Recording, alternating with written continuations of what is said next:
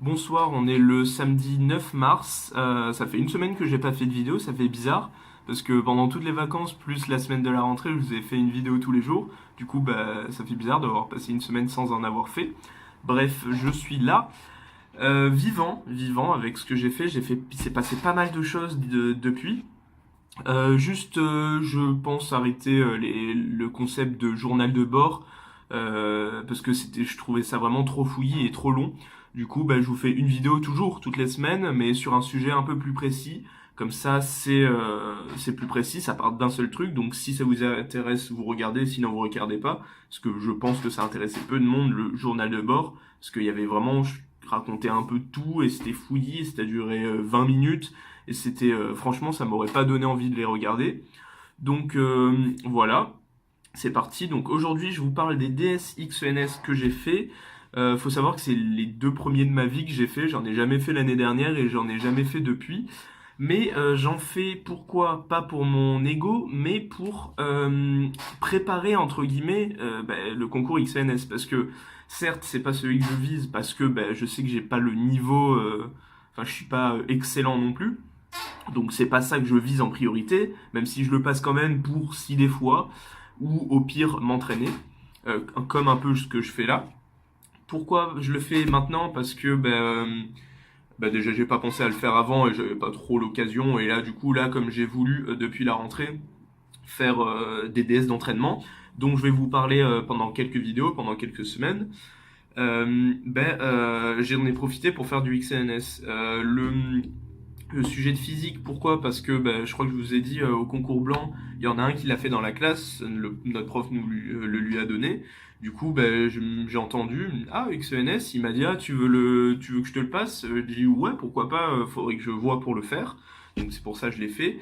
Et pour celui de chimie, c'était parce que j'ai demandé à mon prof un peu comment ça se passait, les épreuves d'XENS, voir si c'était vraiment différent, fondamentalement différent d'un central ou d'un mine, par exemple.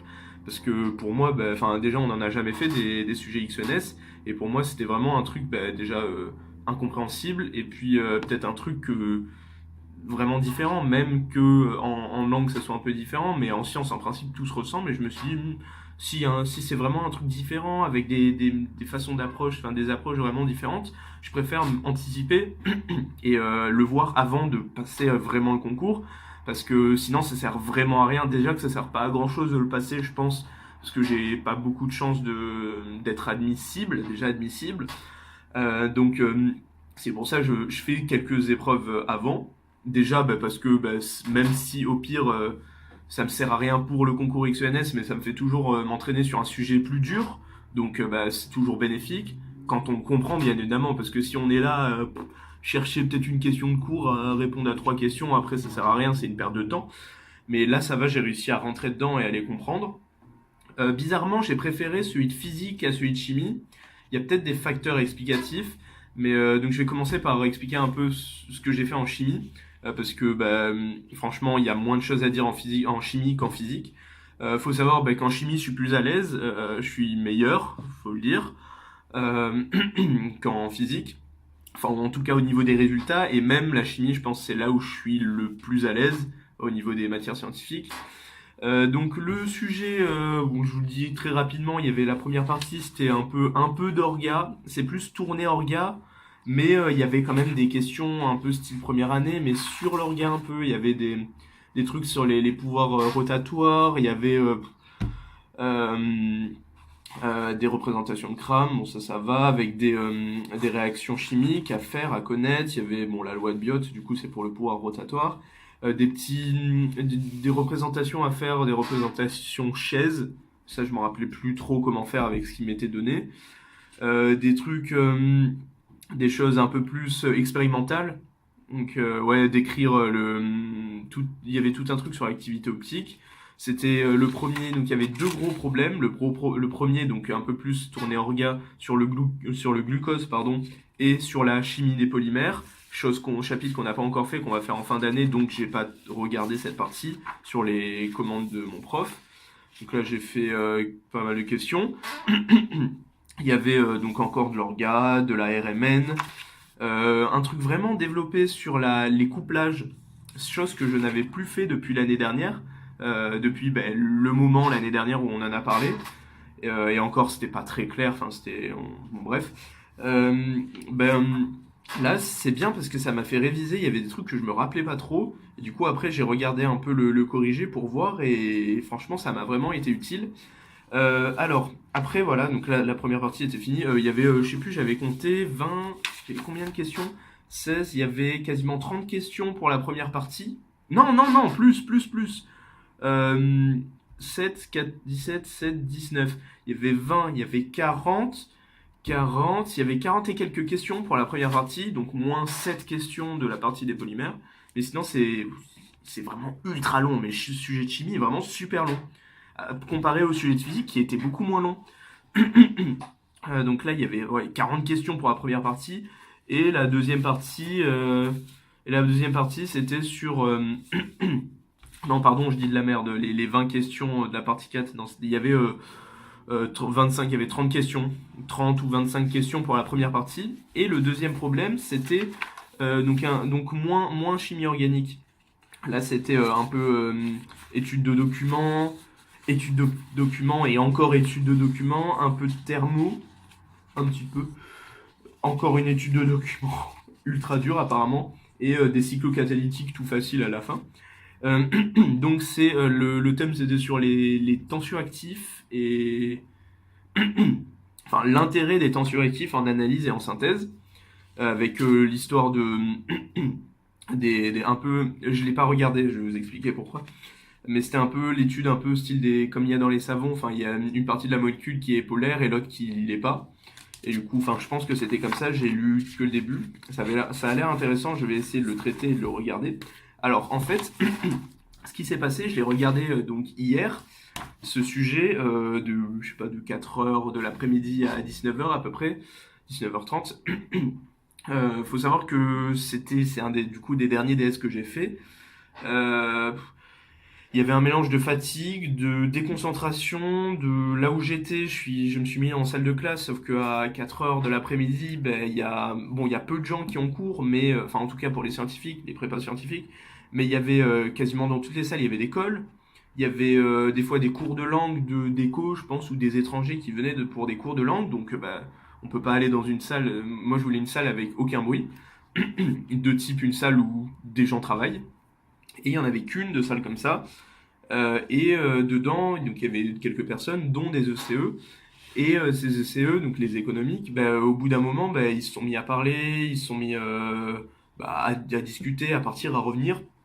Et au final, déjà, je pouvais pas me mettre à un autre endroit. Et je pouvais pas leur dire non plus de s'arrêter de parler parce que c'était jamais les mêmes qui venaient et qui parlaient. Et c'était à chaque fois, genre, ils parlaient 5 minutes, ils repartaient, il y en a un autre qui revenait, etc. Et après ça s'est stabilisé, mais il y en a une qui était au téléphone, qui appelait tous ses potes pour savoir s'ils venaient à la soirée de demain, gna gna. Du coup, ça m'a vraiment déconcentré, vraiment. D'habitude, je suis pas trop déconcentré, mais là, c'était un sujet de X quand même. J'avoue qu'au début, j'ai eu un peu du mal. Et puis après, les questions, il y a beaucoup de questions. Donc, tu peux sauter facilement des questions si tu te rappelles pas d'une notion. C'est ce que j'ai fait un peu au début. Je pense que c'est vraiment un sujet de rapidité et je pense peut-être un peu réitérer la chose d'essayer de me re-entraîner sur un truc comme ça parce que déjà ça balaye plein de chapitres du programme et aussi, bon déjà ça fait travailler aussi la réflexion parce que c'est un peu compliqué des fois et puis aussi ça me fait aussi travailler la rapidité. Je pourrais essayer je pense d'essayer de m'entraîner un peu pour voir la rapidité parce que c'est super important encore plus en chimie parce que en soi c'est pas très compliqué mais surtout si on maîtrise un peu mais on est rapidement lent et on va pas vite. Donc c'est ce que je vais faire. Donc en fait, j'ai été fatigué, etc. Et puis j'étais pas trop concentré. Et au début, c'était beaucoup des trucs de première année que on n'a plus jamais refait. Du coup, c'est bien parce que ça m'a fait revoir des trucs. Et au final, j'ai traité que la première partie parce qu'après, ça m'a saoulé. J'étais plus du tout concentré. J'ai migré entre-temps dans une autre salle qui s'est libérée. Mais après, j'étais fatigué, j'avais envie de manger, etc. Du coup, j'ai fait que la moitié du DS. À la fin, je me suis un peu aidé d'un corrigé parce que j'avais plus la foi et puis c'est des trucs que je me rappelais plus trop. Donc voilà, donc c'était pas une réussite, mais c'était bien dans le sens que ça m'a fait revoir des trucs. Et là, je vais essayer de regarder la deuxième partie qui est sur des choses un peu plus documents qui peuvent être, je pense, plus faisables comme ça, sans contexte, en sachant que j'ai pas spécialement révisé pour ce DS, parce que je voulais voir, c'est pas un peu pour me tester, un peu voir mes connaissances, etc., où j'en suis. J'ai pas dû, c'est vrai que parce que une épreuve de concours, tu sais que ça touche tout, donc j'avais peut-être une soirée pour réviser, j'ai pas fait de la chimie, quoi, j'ai fait autre chose le soir d'avant. Et pour en venir au DS de physique de l'année dernière, le sujet XENS 2018, très très très bien ce DS. Je m'y attendais pas du tout. Et plutôt pas facile, mais je sais pas, moi je l'ai pas trouvé très compliqué. Je m'attendais à vraiment beaucoup plus compliqué. Certes, j'ai pas révisé avant, comme pour l'autre, parce que là c'est des entraînements que je fais, donc je me dis pas, allez, il faut que je révise tel ou tel truc, parce que déjà j'ai pas regardé avant de le. Enfin, j'ai vu à peu près vite fait que c'était sur un peu de la magnétostatique, mais j'ai fait comme ça avant de voir le DS, quoi. J'ai fait, avant de le faire, j'ai fait comme ça, histoire de voir un peu quel chapitre réviser. Ah mais non, j'ai oublié de réviser. Ah non, j'ai oublié de. Ah oui, c'est vrai. Je voulais réviser un peu tout ce qui était électromagnétisme, mais au final, je crois que j'ai pas pensé. Je sais plus ce que j'ai fait. Peut-être j'ai dû réviser une colle, peut-être. Ah oui, peut-être. Ça, je l'ai fait mardi. Mardi, j'ai fini à 17h, enfin j'ai fini à 15h, mais il y avait je suis allé à une conférence organisée par mon prof de français de 15 à 17, donc j'ai dû commencer à 17h30 et je l'ai fini, je me suis arrêté à 19h30 ou à 20h et j'ai repris à 21h jusqu'à 22h30 ou un truc comme ça. Enfin, je me suis bien pris les 4 heures, j'étais concentré, j'étais pas fatigué, j'étais vraiment à fond dedans. Bizarrement, au début, j'ai réussi à faire assez rapidement. Enfin, j'ai réussi à m'y mettre assez rapidement comparé aux autres DS. Et du coup, je l'ai fait en début de semaine. Et c'est sur le thème, le titre du sujet, c'est dynamique des lignes de tourbillon dans les fluides parfaits. Et en fait, ça introduisait des notions de vorticité, par exemple. Donc, c'est tout ce qui est tourbillon, des écoulements, mais rotationnaires, qu'on n'a pas. Au final, c'est bien parce que ça m'a fait découvrir un petit peu une partie du programme qu'on n'a pas fait. Parce que on n'étudie pas trop tout ce qui est avec les rotationnels, on étudie plus des écoulements stationnaires, des écoulements parfaits, des écoulements basiques qui vont juste comme ça, qui font des translations, des choses comme ça. Donc là c'était très intéressant, c'était intéressant. C'est pas non plus, j'étais pas non plus en plein kiff quand j'ai vu ça, mais ça allait. Déjà, ça commence, première phrase, on s'intéresse à l'écoulement d'un fluide parfait et incompressible, on note le champ de vitesse U et on définit la vorticité de l'écoulement. Alors déjà, on dit, vorticité, jamais entendu ça. Et du coup, après, ah, mais ils le définissent même pas.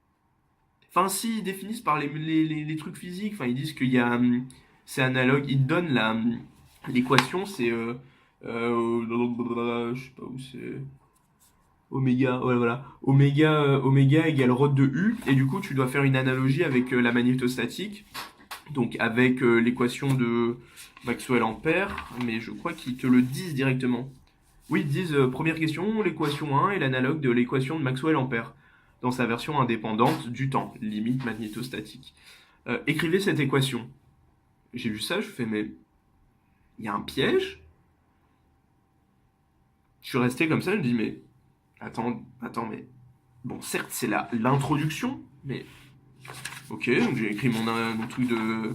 Voilà, quel est l'analogue en magnétostatique du champ de vitesse U décrit par l'équation? Mais tu te rends compte qu'en fait c'est le champ magnétique, etc. Quelle est l'autre équation de Maxwell locale vérifiée par le champ magnétique? Du coup c'est Maxwell Faraday, etc. Quel est son équivalent ici? Donc tu fais l'analogie encore une fois. Énoncer le théorème d'Ampère pour un magnétostatique. L'analogie, il faut du coup l'énoncer avec les données de l'énoncé. Après, les propriétés du champ magnétique, enfin, du coup, d'ici la vitesse de vorticité avec les plans densimétrie, les plans de symétrie, et après, donner l'expression du champ de vitesse. Et là, je me suis dit, mais. Oh, c'est bien. Enfin, genre vraiment, du coup, c'est facile. C'était vraiment un truc facile. Bon, ça m'a appris une page recto verso, mais du coup, c'était quasiment tout juste. C'est juste qu'au début, j'ai regardé sur le corrigé, et du coup sur la copie du gars qui a fait le concours blanc dans ma classe XENS. Du coup, le prof lui a mis le barème dessus. Je lui ai pris sa copie et j'ai mis le même barème pour moi. Et du coup, Au début, j'ai enlevé exactement les mêmes points que lui parce que il y avait des analogies à faire. Il y avait par exemple énoncer le théorème d'Ampère. Nous, comme des débiles, on a écrit la formule. Sauf que c'était énoncé. Du coup, il fallait dire la circulation du champ magnétique le long d'un contour est égale à mu0i, etc. Fallait le dire enfin l'énoncer en fait.